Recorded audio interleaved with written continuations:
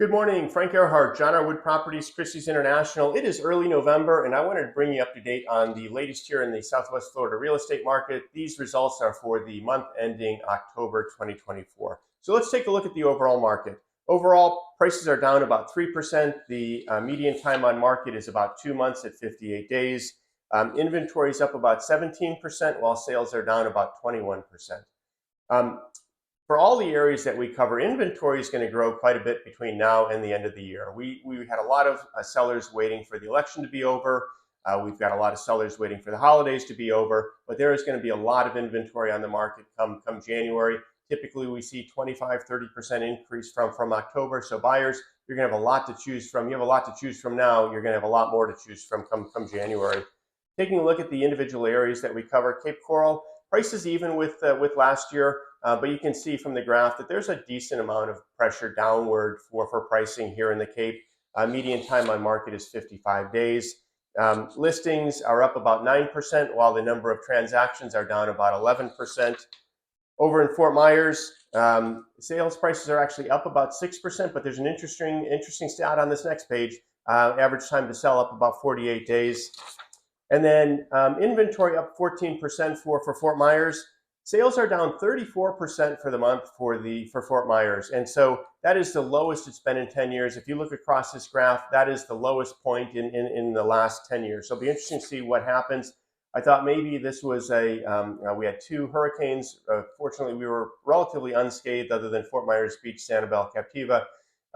But that may have been some closings that got pushed into November, but looking at early November results, that doesn't appear to be the case. So it'll be interesting to see what happens here in this month.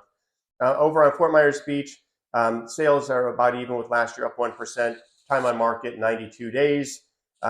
Number of listings up 36%. And this is also interesting. There have only been 7 sales in the month of October. And again, this may be something sliding from October into November. We'll see, but again, I don't see that. Sandcap average price $757. Almost 6 months now to sell a home over on Sandcap on the median, and then inventory up about 2%. And again, only 7 sales on Sanibel, Captiva, and North Captiva. So what's driving the market? And so we see headlines like this all the time. Here's just one example. Florida now has 4 of the top 10 American cities where home prices are plummeting the most. Is now the perfect time to retire down south, or the riskiest time? This next one, Florida housing prices start to collapse. And so I took a look at the definition of collapse. Collapse, and this is from Merriam-Webster, to break down completely, to cave or fall in or give way. And so their definition of collapse in this article, Punta Gorda prices are down 6.7%, Sarasota 5.5%, and Cape Coral 3.7%. This is not a collapse. This is a correction. This is a correction from the upward pricing that we had during the COVID years, the COVID frenzies. These are just media looking to grab headlines, looking to grab clicks on media.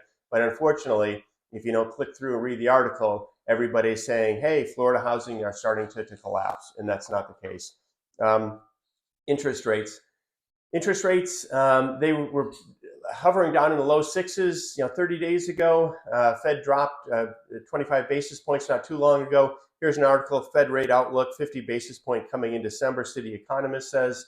However, other articles I'm reading, even though the Fed may start cutting rates, they don't see a big drop in interest rates, mortgage rates. And so if you're a buyer and you're sitting on the sidelines waiting to get an mortgage in your 5s, I don't see that happening anytime in the first half of 2025. So you're going to have a lot to choose from. There's going to be some motivated sellers out there. This is a great opportunity to grab something.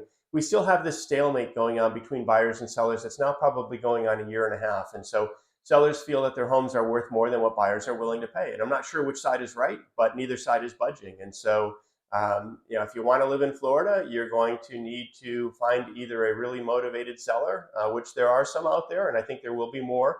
And sellers, if you want to sell, if you're really interested in selling, you're going to have to come up to a market price that the buyers are willing to pay. And so we haven't reached that equilibrium, and it's been a year and a half now. So it'd be interesting to see what happens this season.